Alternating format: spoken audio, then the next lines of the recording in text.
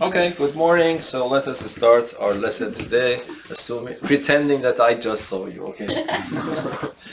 Okay, so polynomials, we want to talk about them. But of course, what we want to talk here is not related. Of course, polynomials are a particular form of functions. But what probably I want to talk about is not just necessarily for polynomials. You can talk about functions. But one of the well-behaved functions, one category of really well-behaved functions in mathematics are polynomials. Here by well-behaved function, I mean two things that we will gradually learn that. One concept is very easy, and that is the notion of continuity. So if I ask you to draw the graph of any polynomial, that would be just one part, one piece, yes? It is not broken somewhere. Because I can imagine, I can have graphs like, I can imagine that I have a graph like this. This is possible, by the way, sometimes. So, for example, a graph comes up to here, and then starts somewhere else, and then, for example, goes like that. This means that the graph of this function, assume that this will continue forever in this direction, in that direction, but it might happen that the graph has a breaking point at x equals to a. So this doesn't happen for polynomials. Okay, so polynomials are always one piece if you draw the graph of them. For example, might be if I don't want to be so artificial, so the function 1 over x, if you draw this, I will try to, next part of the lesson, use Geogebra to demonstrate these things. But for example, this is not a polynomial, yes? Why this is not a polynomial, do you remember? Yes? Because it's x over minus 1. Yes, and then what's the problem of x to the power minus 1? The power shouldn't be a negative number, yes? So this is not a polynomial. And it is clear that there is something odd going on for this function at one particular point. What that point is. There is a number that makes problem to this poor function. Yes? If x is 1? No, X is 0. 0. If x is equal to 0, the denominator vanishes, and then I will have a problem, yes? Yeah. And this will actually shows itself when you draw the graph of the function. You see that at exactly x equal to 0, the graph of the function divides into two pieces. Okay, so if you draw the graph of this function, you have to trust me on that right now. But actually the lesson is related how to draw the graphs eventually. Okay, in a qualitative way. So if you draw the graph of this function, it becomes something like this. Okay? Qualitatively, I'm not saying that I'm sketching the graph, but you see that exactly at the origin, something happens to this function. The function breaks down into two pieces, yes? It was going smoothly like this before x equals to 0, and then suddenly it breaks down, and then after x equals to 0, for larger values of x, it goes again smoothly. But what happens at this x equal to 0, something odd happens. So this means that this function is not continuous at x equals to 0. For polynomials, the reason that probably your book has started only talking about polynomials is because you do not face this behavior. And of course, it doesn't mean that if we face this behavior, we cannot solve the problem. Yes, we can, but the problem would be a little bit at a more advanced level. Okay, yes? How would you define that break between the lines? That is called discontinuity. A point at which a graph is broken into two parts is called a point of discontinuity of the function. So discontinuous. Will we learn how to find this point? Not that much in high school. Yes, we will learn a little bit about that, but the discontinuous functions are a little bit more advanced. You will study them at the university. But in the first year, it's not so advanced, yes. Can I go, bro? Yes, of course. So, the reason that polynomials are important, one aspect is that studying them is simple because of this nice behavior. If I have different pieces for the graph of the function, the behavior, describing the behavior of the function would be a little bit more difficult, yes? We have to work more. Another reason, so this is the word that mathematicians usually use among themselves. Well-behaved is a little bit a strange word in mathematics, yes? So when I say that function is well-behaved, I mean it's continuous.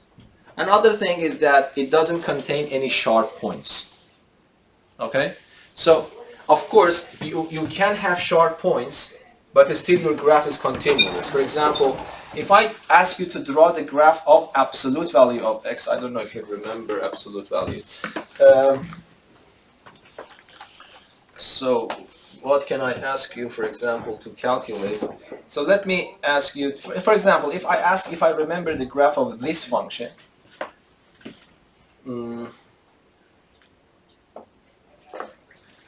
so let me just keep thinking a little bit. Yes. So if I will check that using Geogebra later. But if I am right, for example, the graph of such a function would be something like this. Something similar to this.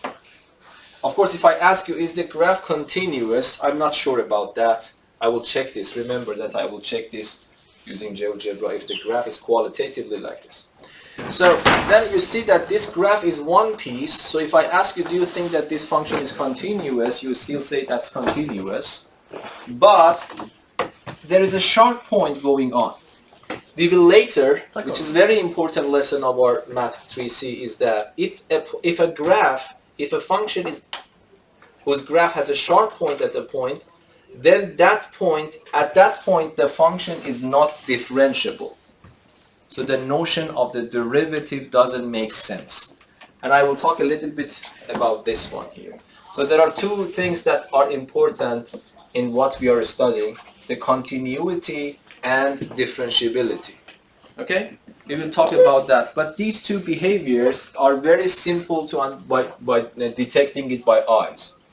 Detecting discontinuity by eyes is just a primary school task, yes? You see that this is broken into two parts, that the function is discontinuous. And if a function is not differentiable, you also can immediately detect that by your eyes because you have a sharp point there somewhere. And of course, by sharp, you'll have an intuitive understanding of what a sharp point is. The reason that sharp points are not categorized under well-behaved functions, can you see why? We talked a little bit about tangents last time. The reason is actually this: the notion of tangent loses its concept here. So if can I ask you to draw a tangent line to the graph of this function exactly at the point A? Yes? What is well-behaved? Short. I'm just talking about that. Okay. Yes? So well-behaved means continuous and differentiable. Okay. Well-behaved means continuous and differentiable. Continuous is clear. It means that it is one piece. You can draw it with one pen stroke without lifting your pen. That's the meaning of continuity.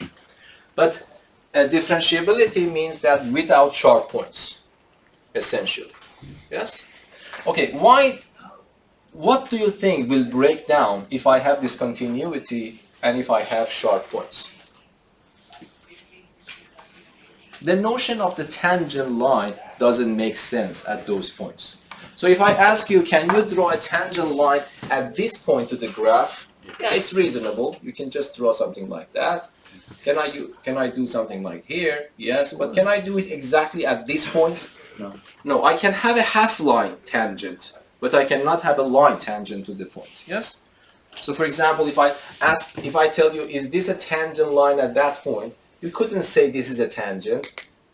This is tangent on the right-hand side, but not on the left-hand side. So tangent line should go from both directions to infinity, okay? So this is not a tangent line, actually. So the notion of tangent line doesn't make that much sense when I am facing a discontinuity. And the same is here. Can I ask you, do you feel that you cannot draw a tangent line here? Yeah. Yes? Why Because can't that's a you do sharp it like point. this? Pardon? Why can't you do it like No, this? that is not tangent. Because it's touching, right? It's touching both parts of the A. Wasn't that a secant line then? But it's not crossing it, because it's just touching. If that's So if that's the case, you get you that? can also consider this as a tangent line, yes? Is this a tangent line? No. So you are right. Might be you are saying that I have only one intersection point, so it should be called a tangent. But tangent is not just that, because you should also have a feeling of what is the meaning of a tangent, yes? I don't think that if you draw that line, you feel that this is tangent to the graph. So this line is coming like this, another line is coming like this. Do you call these two things tangent to each other? No. In the real sense, no. But if you want to, you can say that yes, they are tangent. No, I'm talking about the intuitive way of the tangent that is coming from the circle. Yes. So of course you are right. This line is intersecting this at one point, but people doesn't call this tangent. Yes. In that case, exactly the same story here. Do you think this blue line is tangent to this graph at this point? No, because first of all, when we say the tangent line, it should be unique. Yes. In that case, you can also imagine this line. That's also touching it. And then you cannot talk about the tangent line. At least you cannot talk about a unique tangent line. This will break down. Yes. But here, if I ask you, draw a tangent line, okay? So for example, if this is a tangent line, I ask Geogebra to draw a tangent line to this curve at this point, Geogebra gets confused because it doesn't know which one to draw. And that is exactly what I can tell you. When you talk about the tangent line, it should be a unique line. Otherwise, if you can draw everything, a lot of things, that is not the notion of the tangent. So this blue line is also not the tangent line, because if that's the case, people can talk about this one as well. Yes. So the tangent line doesn't make sense if you have discontinuity and if you have a sharp point. Is that clear? So this is why we say that actually well-behaved function is a function which is continuous and doesn't have any sharp points. And polynomials are among those category of functions. Yes? Is that clear? So this is the reason that most of the time your book is talking about polynomials instead of all the functions. Yes? Clear or not? Yeah. Okay. So when I talk about well-behaved of a function, it means that continuous without sharp points. These things are intuitive ideas. I'm just talking it very vaguely right now, but later, going into other chapters of the book, we want to study them in a very good way. Remember that. Let us check this one with Geogebra later. Okay. So if you have a polynomial, you have a well-behaved function. So it means that you do not expect to see any discontinuity. You do not, in the graph of that function, you do not expect to see any sharp points. Yes? So, but it can go up and down actually. For example, if I have a graph, this is my coordinate system, I can easily have this situation, for example. Yes? For example, this is a continuous curve and without any sharp points. So I would consider this a well-behaved function. So some points, if my goal is to sketch a qualitatively good picture of the graph of a function, 2 points are more important than the other to have them. So what are those? Yes? Turning points. The turning points are more important than other points. One turning point is here, and the other turning point is here. Okay? Yeah. Okay, so this point, let me draw another one, another bump here. So let me just go higher a little bit this time, and go lower and then go here. And then let me continue this. So I have another turning point here, another turning point here. Okay, these 2 points are called local maximum. Local maximum points, yes. Yeah. We have talked about this before. Yes, yes. Yeah. But we want to study them systematically. We just studied it about parabola, which is actually a particular form of a polynomial of degree 2. But here we want to talk about all other functions more or less. So here, local maximum point means that the height of that point is locally higher than the points in the vicinity of that point, in the neighborhood of that point. Yes? So you see that if I ask you, what is the height, you will show me this length as the height of this point. It is clear if I move a little bit to the right, the height goes down. If I go to the left, the height goes down. So this is higher than the points in the vicinity, but of course it is not higher than that point. Okay? So both of them are called local maximum points.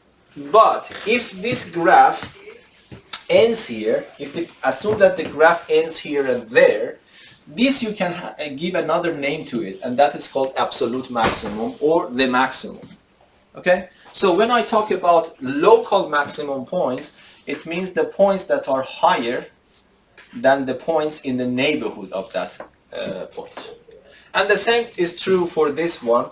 So what is the name for these two? They are called local minimum points. Minimum points. Yes? So here we have two local minimum points and two local maximum points.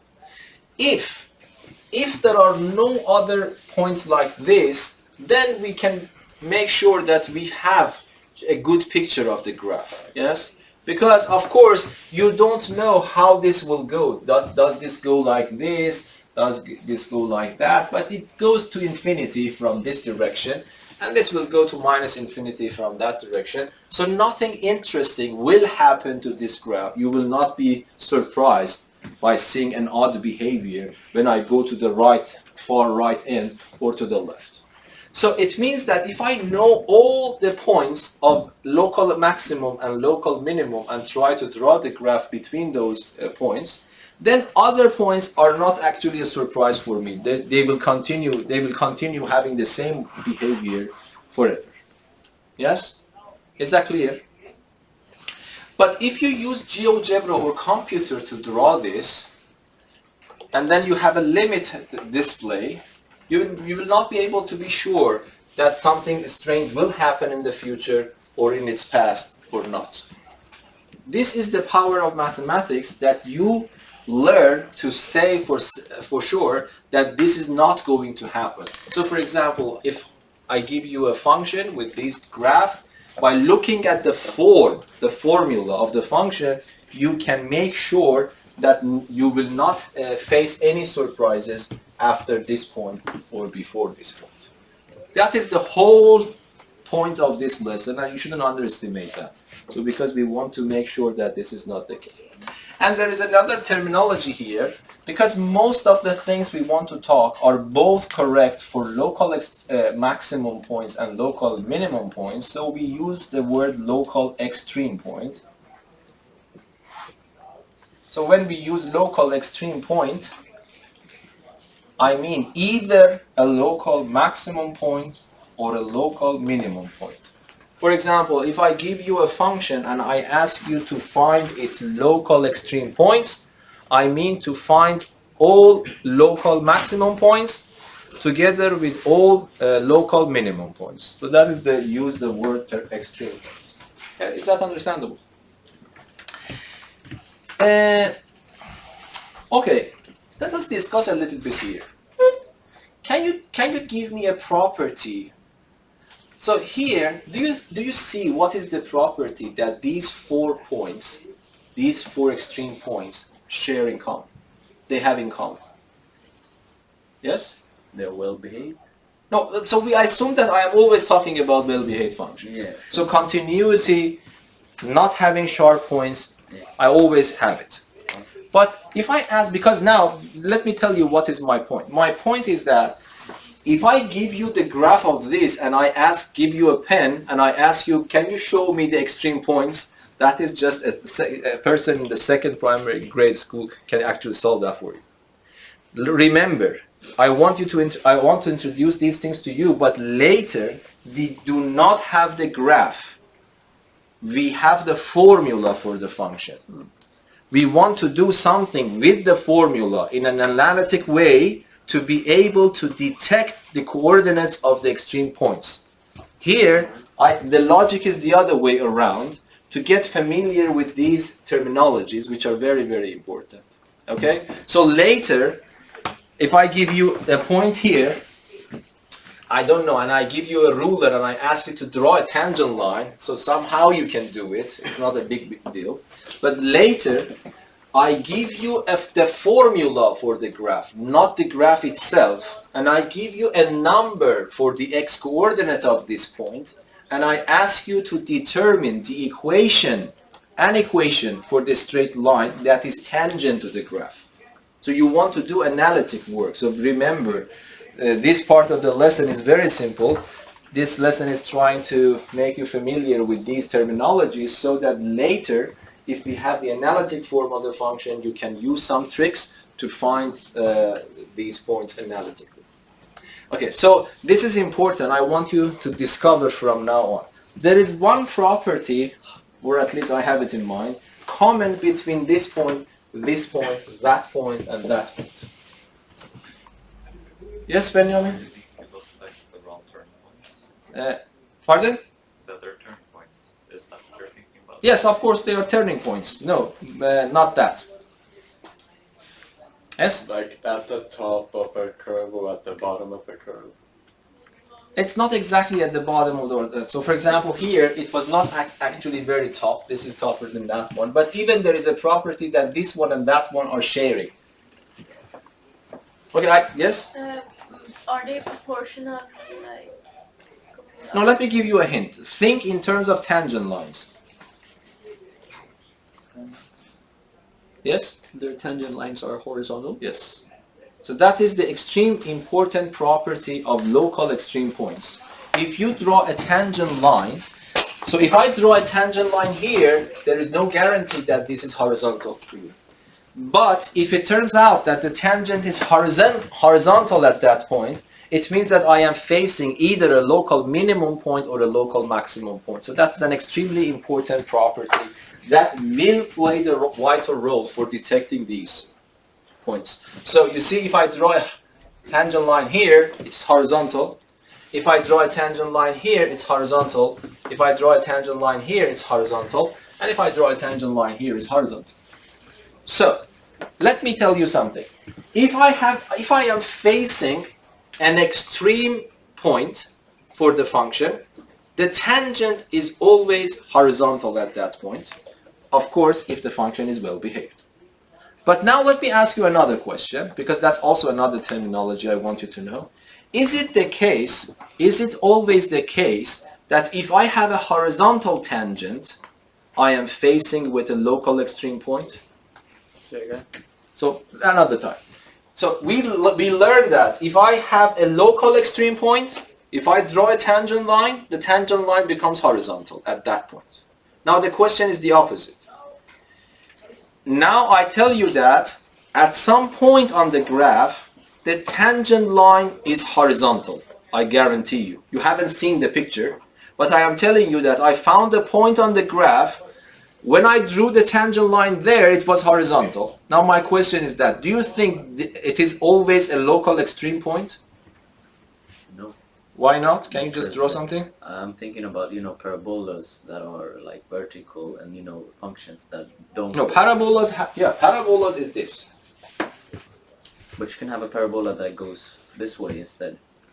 You see? No, be careful. The parabola doesn't in this way is not our topic. Why?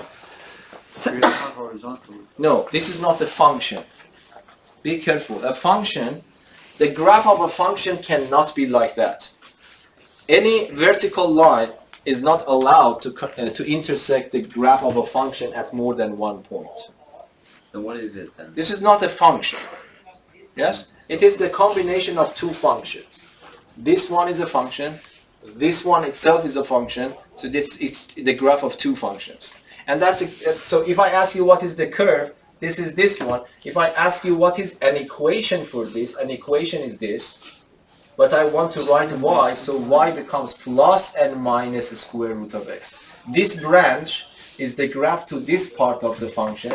This branch is the branch of this part of the function. So that is not one single function. So do you remember, this is not the case. Okay, so let me repeat the question again. But that was a good thing to say, because remember, this is not a function.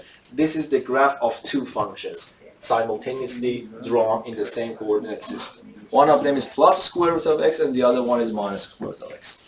Okay, my question is that you haven't seen my picture, but I tell you that I found a point on the curve and I drew the tangent line to the curve at that point. And I guarantee you that this tangent line is horizontal.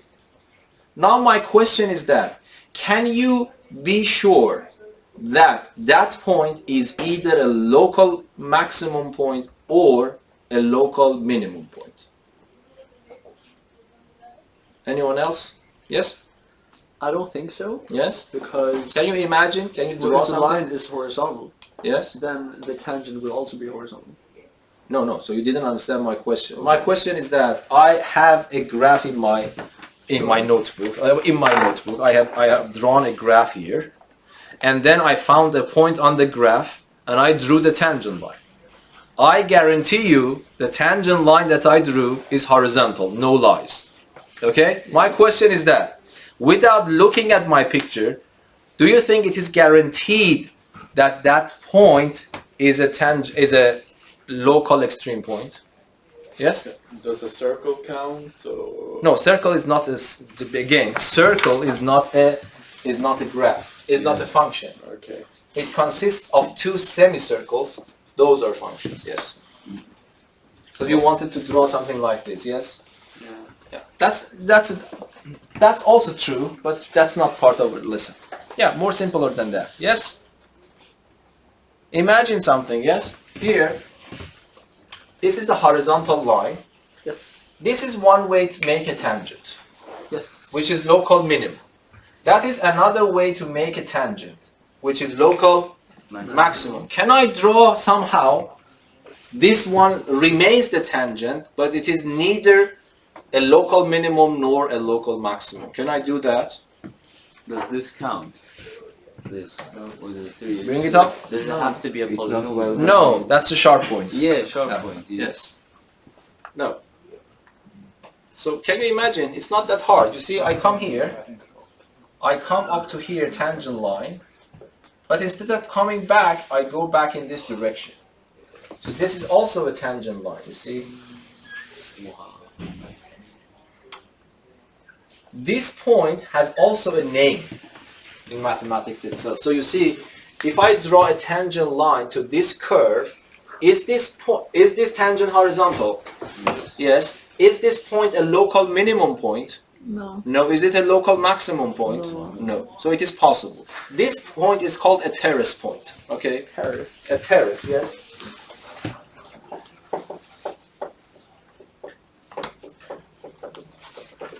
What else? Okay. So a terrace point is a point on the graph so that the tangent to the graph at that point is horizontal, but the point is neither a maximum point nor a minimum point. Yes, is that understandable? So that would be a problem for us later. You will see, we will spend some time to understand the difference between them. So, but can you imagine other points with this property? So local extreme points, the tangents are horizontal.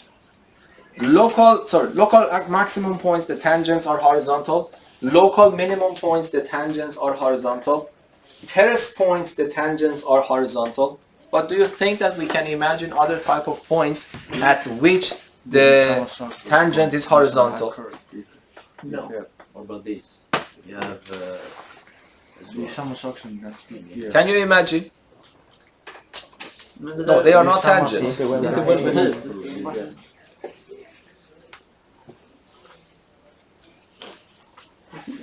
If you think, yes, you want to say something? Maybe if we take like what you showed, but like flip it, or I don't know how to explain. If No, you don't flip it. It is with this. So yes, you are right. You can just do it in the other way around. But that's also called a terrace point.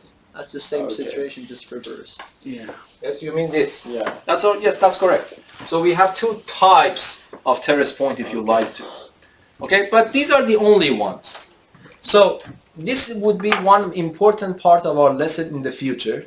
We want to detect the points at which the graph has a horizontal tangent line. Okay?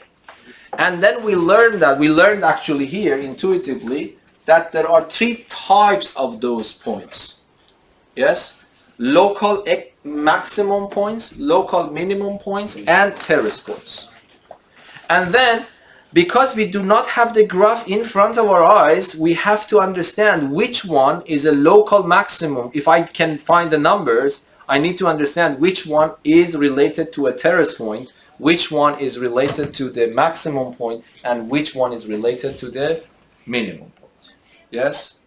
Now, can you tell something about this now? This is actually, this lesson, we will continue half of the year discussing about this part only, analytically. Okay, we want to develop tools that we can detect these things that I talked about using analytic methods without the graphs. Okay, so that is, if you find it boring, that would be a very, very big part of the course, and even next year. Okay, so now, if you want to detect, so I ask you what these points have in common. Can you tell me? Let us repeat this. Local extreme points and terrace points have one thing in common. And what is that, everyone? Yes? Horizontal.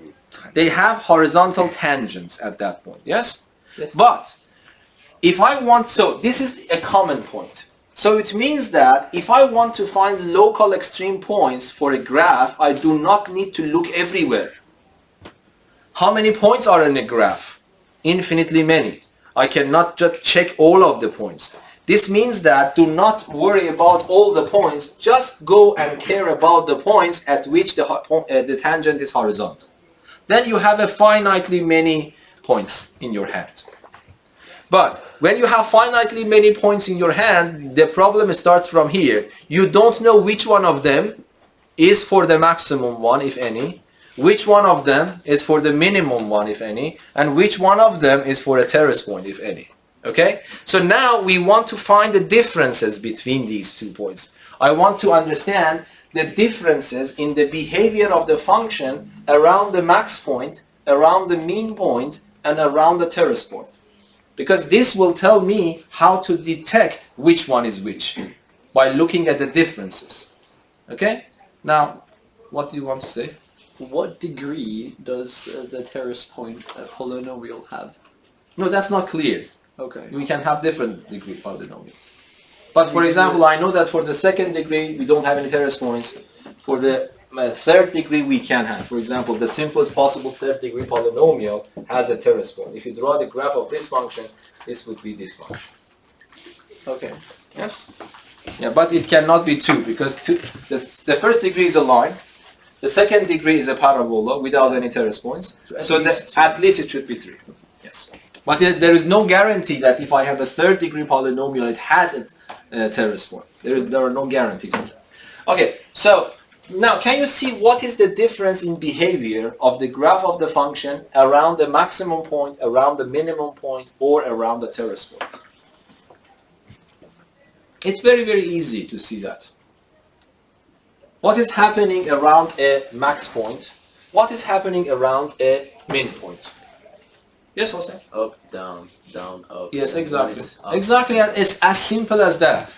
So around the max point, before the point, what is the behavior of the function? The function is going up, and then suddenly at this point, it doesn't move it down, then it comes back.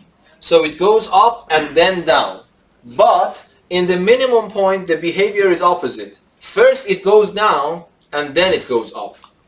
In the terrace point, it actually doesn't change its behavior. Either it is increasing, it also remain increasing. It goes up and continues going up, or it goes down and continues going down. So that is exactly the difference. And you see that if you understand this, it would be very, very easy for you to do these things analytically. So these pictures are very, very simple to remember. You don't need to memorize anything. Is that understandable? So by just visualizing this in your head, you immediately realize that a max point has this behavior. Before the point, the function is going up, and after the point, the function is going down. And there is another terminology for that. This function, when it goes up, it's called increasing. By the way, there is a Swedish word for that. Probably you can translate it yourself, but that's not a very strange word. It's increasing. Yes? And then here the function is decreasing. Wow. Yes? So here, before this point, the function is going up or increasing. After that point, immediately the function is decreasing. Here, the function before the point is decreasing, and then suddenly after that it becomes increasing. So what is the behavior here? Before that, it is in this picture. Before that, the function is increasing or decreasing? Decreasing? No. Always be careful, by the way. A decreasing is always a decreasing as well. We always go to the right. That is important. When I'm asking you about the increasing, it means that I move to the right and see what is the behavior. Yeah. Of course, it is clear that this is increasing in this direction. When I move in this direction, it is decreasing. The convention is that you go to the right, always. You like the word convention again. Yes, but anyway, so there are many conventions in mathematics. So here, when I talk about increasing or decreasing function, it means that when I go to the right, it goes up, increasing, it goes down, decreasing. But now again, I go to the right. What happens before before this point? It is down. Increasing. No, you are going to the right. Increasing. The height is going up, and then it continues going up again. Yes. If I go to the right, so it is increasing on both sides. What about this behavior? Decreasing. It's decreasing. When I go to the right, the height of the function is going. The height of this point is going down, and it remains going down again. So Terrace Point has that behavior. But maximum and minimum points has a different behavior. So that is the very, very important thing that I want you to understand. Yes?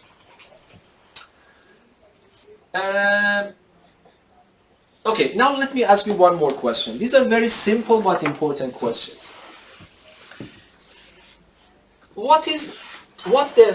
For example, what increasing parts have in common? So if I draw a function like this, okay, so for example, do you agree before this part the function is increasing? Here also the function is increasing. Yes. Between these two. What do you think they have in common? Yes? A horizontal line. No, there is no horizontal line. Tangent. No, the tangents are horizontal Yeah. at exactly these points. But I am talking about before this point, the function is increasing. Between these 2 points, the function is also increasing. This part is not a copy-paste of this part, of course, yeah. but the functions are increasing on both of them. What they have in common? Yes? The increase after the last part of the local minimum. No. You are right, but I'm asking you what this part and this part have in common. Okay, might be this is a vague question. Let me make it clear. Respect to the tangent line, to the graph. What they have in common. So you see, if I take any point here, I draw a tangent line, it would be something like that. If I draw a tangent line, it would be something like that. If I draw a tangent line, it would be something like that. So if you see, all of these tangent lines that I have drawn are in this direction. Yes. Yes? But now let us go to this increasing part. Is it the case here? You see the same thing. Yes. Yes? You see all of them are in that direction. But when I go to the decreasing part, what happens? It's the opposite. This would be in this direction. Yeah. And when I go to these points, it would be horizontal. Yeah. Then what is, do you remember in Math 1C, the k value for this is 0. Yes. The k value of this is Positive. and the k value of this is negative. So if I can detect the k value of the tangent line, whenever k is positive, I am facing the increasing part of the graph. And whenever k is 0, I am facing the horizontal part, these local extreme points or terrace points. And if k is negative, I am facing the, I am facing the decreasing part. So for example, in physics, you will probably, I don't know, have you studied that one, or if this is the graph of a moving particle, this is the time direction, and this is, for example, the s direction, the distance. And then you will probably learn in physics that the slope of the tangent line is the velocity of that particle. Yes, and that's exactly the same thing. So it means that, so what happens in physics, when the velocity is positive, you are moving away from the origin. Yes. Okay, and then so it means that the s is increasing, you are going higher. And then if the velocity is negative, you are going back. You are going back to the origin, yes? So it means that the velocity should be negative because now you are moving in the wrong direction, in the opposite direction. So they are actually very, very related to those things. Okay. How do you know which side you're on if you're using a terrace point? Here we have, we have a maximum and a minimum, so you know the left side and the right, but you don't know the K point, the K values. No, the K value for the terrace point on both sides are the same. Yeah, so how do you differentiate between those sides? Exactly. If that's what I'm saying. First, I look for, if I want to detect the terrace point, first of all, I look for all the points where the tangent is horizontal. How, I will teach you later. Okay? And then I look at the behavior of the function before that point and after that point. If before that point and after that point, it is both increasing or decreasing, it means that I am facing a terrace point. Yes? Okay. Is that clear? Okay, so now let me just formally introduce you, because I saw the definition in the book is also written, so let me just formally introduce you how mathematicians define an increasing and decreasing function. And then let us go to Geogebra, try to discover a little bit of these behaviors in practice. Okay?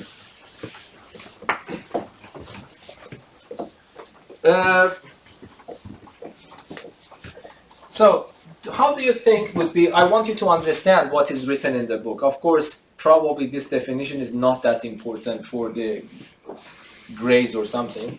But for example, assume that you have this function. This function is increasing or decreasing in this way?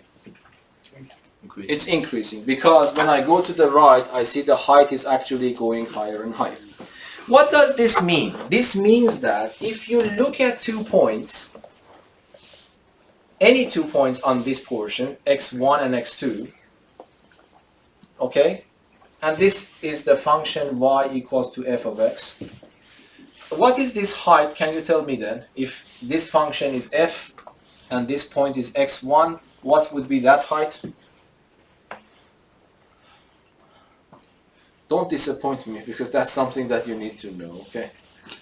Yes? F of x? F of x1. Yes?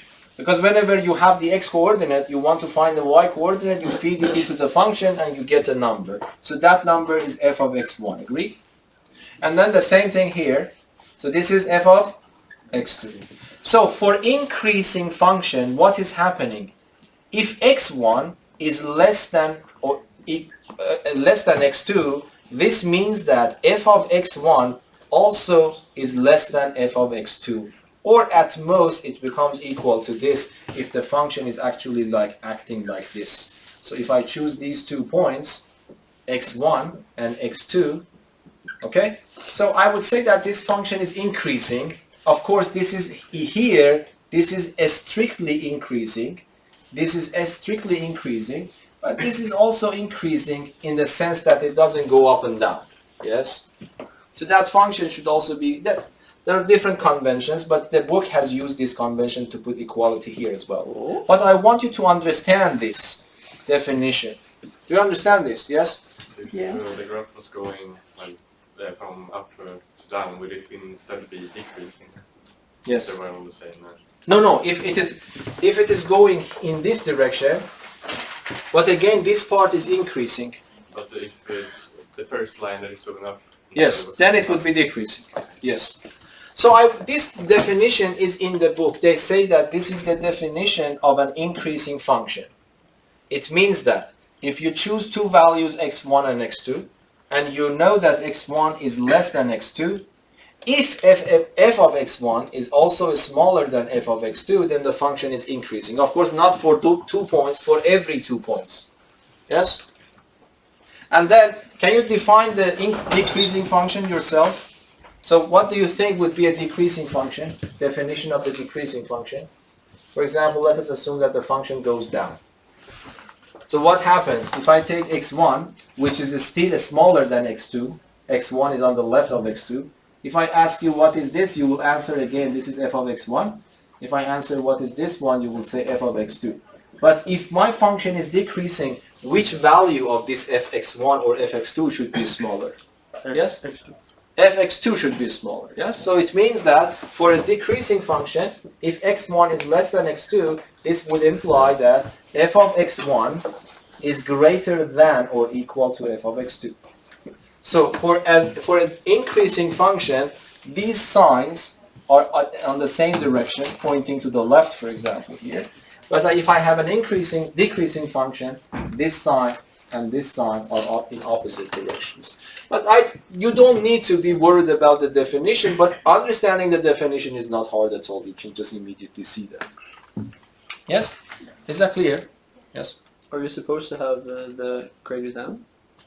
Yes. Yes? That was the point. If the function is decreasing, this height is greater than this height. So f of x1 is greater than f of x2. Okay.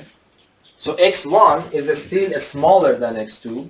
x1 is still smaller than Okay, x2. sure, yeah. But then f of x1 turns out to be greater than f of x2. Yes? Can we also go back in this formula? I mean, if f of x1 is equal or less than f of x2, it means in decreasing, in increasing function, it means x1 is less than x2. That's a good question. I don't think so. So you mean that if I have if I have only one behavior, I think, yes? If you have to, because this function is always just increasing or just decreasing. But most of the functions are actually a combination of them, yes? So for example, if you mean something like this here, so let me just draw something like this. So if I have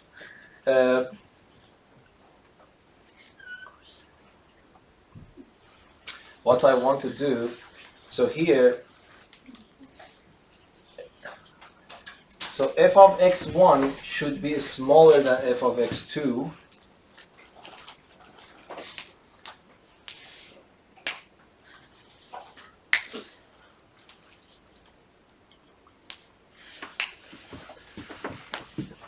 No, I know that there is no guarantee for that, yes? If f of x1 is less than f of x2, and if f is...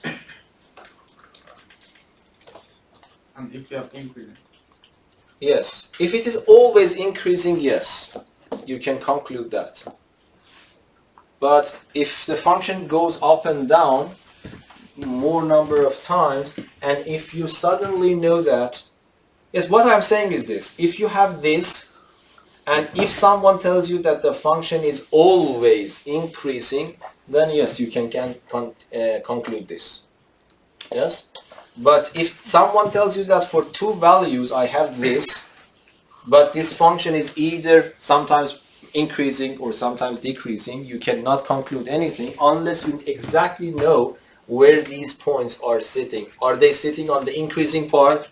Or one is on the increasing part, the other one is on the decreasing part. Then you cannot conclude anything about that.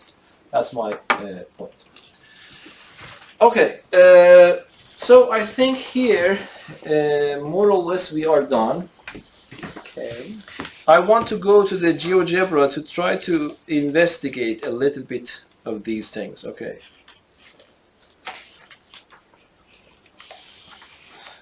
Okay, first of all, let me see what can I do here.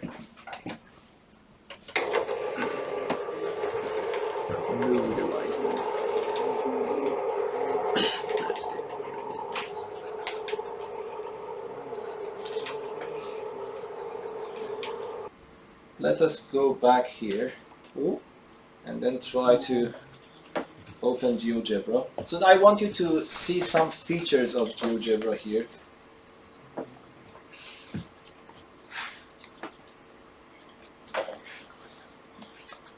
Okay, so let us type something here, for example, y equals to, let me write x to the power of 3, yes? There we go. And then we go here. So for example, minus 3x to the power of 2. Yeah, let us keep it like this. And let me just add some number to it. Plus, for example, 2. Okay, so I have written, this is a polynomial of degree 3. Yeah. Yes, and this is the graph that you can see. There are some features, nice features that I want you to learn on GeoGebra. One feature is that let me pick a point and then put it on somewhere on this graph. And by the way, if you don't mind, let me rescale this because I want to make these things clear. Let me change the scaling to make it wider to see it better. So here, let me take one point, for example, here. I chose this point, and you see the coordinates of this point is that. Mm-hmm. And then you can go to, I need to discover where. I think it should be somewhere here. Yes, you see tangents. Yeah. So you press on the tangent one, and then go here, click this point and the graph. Then you will have the tangent line. So it would be extremely important tools in the future to discover the properties. Okay? Yes? Why is the tangent line so long? Can you No. make it like a short? No. Tangent line means goes to infinity. Yeah. So if you want to make it short, Yeah. then it means that it is contradicting the definition of a line. That would be a line segment. So GeoGebra has to draw it so long to show that this is a line. Yes? Then why It do you continues draw it- forever. You draw it very small. No, because I cannot go forever there. Yes, you are right, but that's the tangent line. If that was misguiding, I have to correct Okay. myself. Yeah. I just want to show you one portion of the tangent line. That's not the But line. if it's infinite, sometimes it like intersects the. Again, I told you function. before. Then That was, again, let me repeat this. That was the main difference between the tangent on a circle and a tangent on a curve. That might be a question. Okay? In a circle, if you draw a tangent, it is guaranteed that there are no other intersection points here. But here, for example, you see, let us by the way, let us move this point to see what happens. Yeah, it will intersect. Yes, by it will. somewhere. So here, even though it might be intersecting it later, you see, they are Yeah. intersecting. So, but Okay. still, that's a good question. Thank you. But still, this is called a tangent. Of course, simultaneously, it's a secant line. Yes, but this is a tangent line. At this point, by the way, this black line is the tangent line at point A, but it is a secant line at a different point, which is not, it is here. Yes? But anyway, so let us go back to the previous zoom. So for example, let us see, if I start moving this point, you see here, when I reach to the maximum point, so what's happening? This is important to understand. What is the behavior? You see, here, this part that you see here, from here to here, is the function increasing or decreasing? Increasing. Increasing, because when I go to the right. And then what is the slope of this black line? By the way, the formula is written here for you. It's 8.25. This is the k value. It's positive. Okay, when I go down, what do you think? If I bring this point lower and lower, how this will affect that 8.25 there? That is the k value. Yes? Okay, so would it be higher or lower? Higher. Higher, yes, because you can see that it becomes close to the vertical direction, yes? So let us check that one, yes? You see that it's increasing, yes? And now, if I start moving in this direction, the slope of the tangent line is actually decreasing, even though the function itself is still increasing, but it starts decreasing until it reaches to 0. Yes, and that one is one turning point. So you see, when I go here, now it's horizontal, and the equation, of course, is y equals to 2. Yes, Yeah. Understandable. And then if I continue, what will happen to the slope now?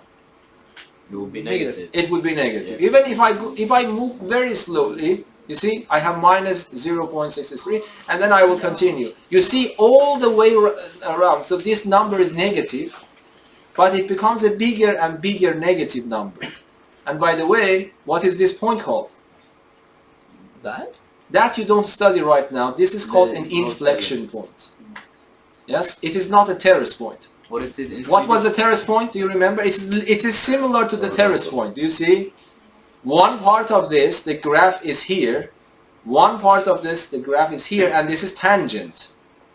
It's like a terrace point, but there is a difference between terrace point and this point. What was the definition of the terrace point, Aaron? Well, like this one's, a terrace point is a horizontal line. The this tangent one- line has to be horizontal. Okay, but this point is similar to a terrace point. We will study it much later in the book. That's called an inflection point.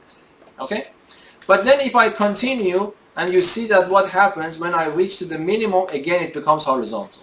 Yes. And then I will continue. That Yes. increases again. Increases always. You might say that, okay, how do we know that this graph doesn't have interesting behavior later? This, we cannot understand it by computers. We have to do analytic work. Later, I hope that I will be able to convince you that this is not the case. That is the whole point of this course. So, is that clear? Okay, there is also another property. This graph is so nice that if I ask you, can you read the coordinate of the maximum point for me? I think you can do that. What is the coordinate of the maximum point? Of the local maximum. Local. 2. Both of them, by the way, if this is the real graph, this point on top is not only a local maximum, but that's only a local maximum because it is much lower than this part of the graph. Yes. And this is only a local minimum, not the minimum, because it is much higher than this part of the graph. So these are maximum. Can you read the coordinates for me? What are the coordinates of the local maximum point? Yes. 0, 2. 0, 2, and for the minimum, 2 It's, 2 and minus 2. minus 2. I think there is also a nice feature in Geogebra. It actually gives you see, extreme points. So you see, you choose this option and just click on this. And then you get your points. Yeah. Extreme, but of course it hasn't mentioned which one is maximum, which one is minimum. But anyway, B is 0 and 2, and then C is minus 2 and 2. So these two features are actually important to learn. Any questions here? Okay, let me try to draw any. So by the way, let me try to draw that graph that I told you that I want to write the third root. How do you write, by the way, the third root of x squared in GeoGebra?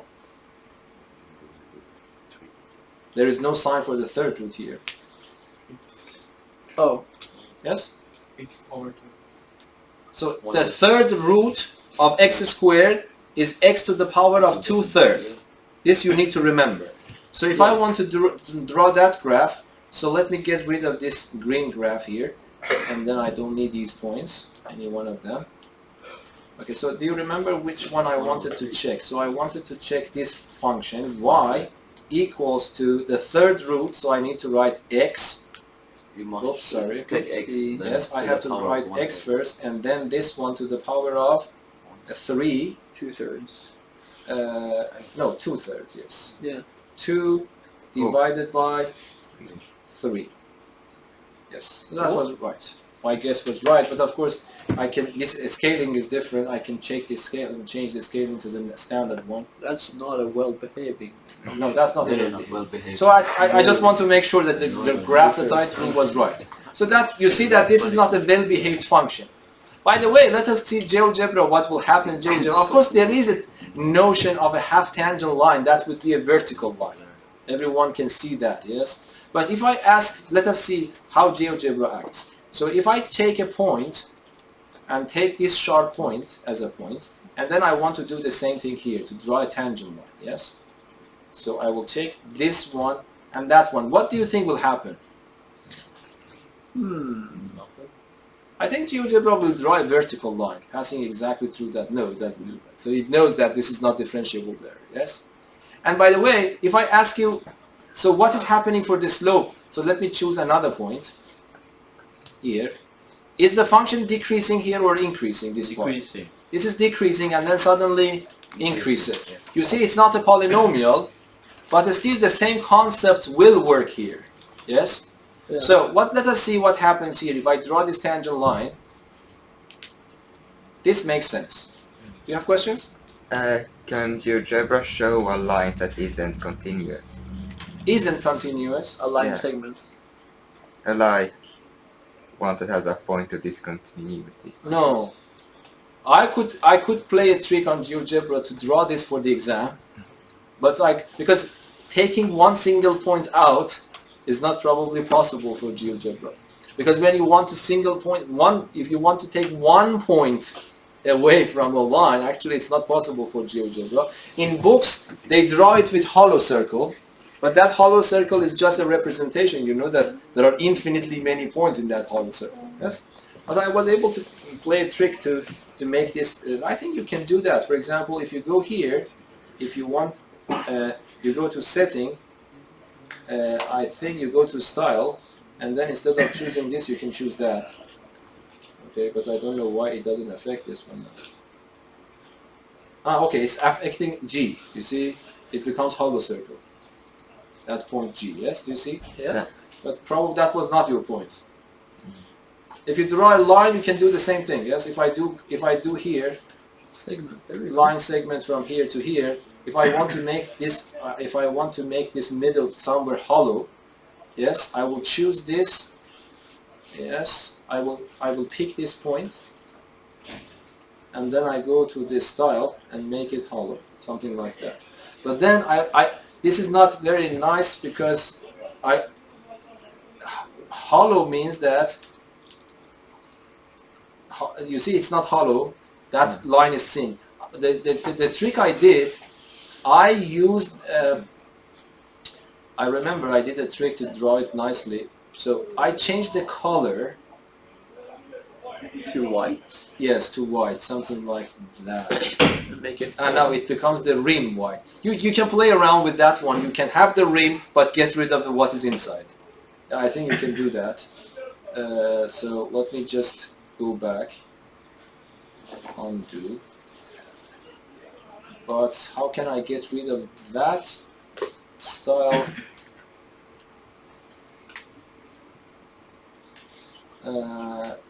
I don't know. You need to work on it but I think it was possible.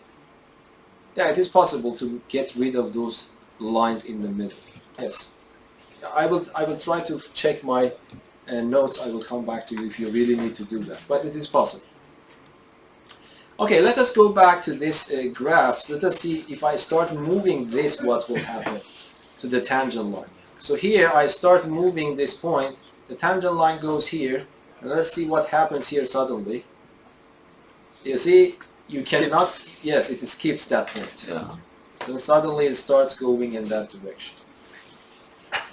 Let me ask you one question. Is this a local minimum point or not?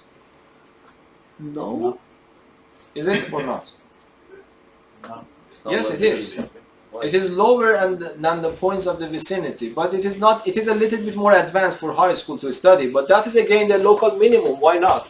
Because the definition of the local minimum was the height of that point should be lower than the points in the neighborhood. Yeah. So if you consider, for example, this neighborhood, the height of this point is lower than the height of the points in the vicinity. Yes. Then why is it local? Because No, here it is both local and absolute.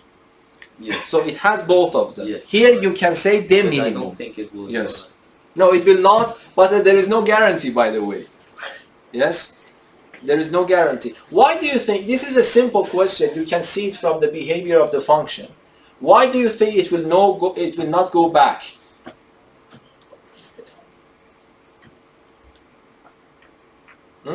Because the exponent is positive. And Yeah, so this is an negative. even Yeah. exponent. Yeah, exactly. So it becomes they're always both- positive. Exactly. So it remains always higher than the x-axis.